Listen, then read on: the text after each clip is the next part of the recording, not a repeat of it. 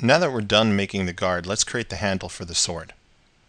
To do this, I'll go back into my tool palette and select a cylinder.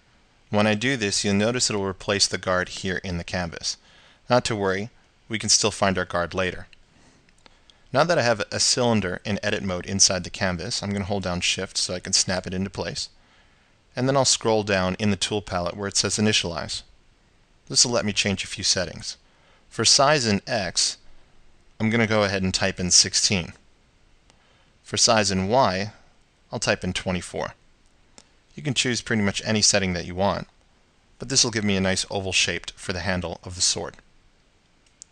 Now if I turn on the frame, you'll notice that these polygon faces are a bit stretched out, elongated.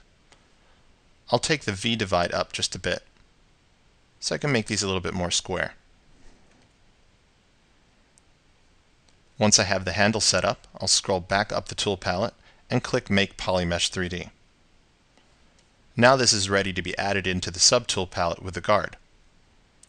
So I'll open up my subtool palette. You notice that I have the handle loaded in there. I'll scroll down to Append, click on that, and let's select the guard we created earlier. Now that we have the guard in there, let's go ahead and get things positioned a little bit better. Currently in the subtool palette, I have the handle selected. With the handle selected, I'll go up to the Move icon. You notice when I turn that on, our action line shows up. I'm going to click and drag to draw a new action line. But while I do this, I'll make sure to hold the Shift key to snap this in a straight line. Now that this is straight from both angles,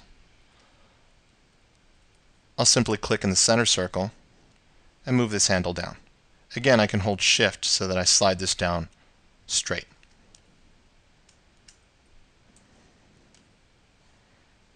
Now that that's all set up in place, let's go ahead and make the blade.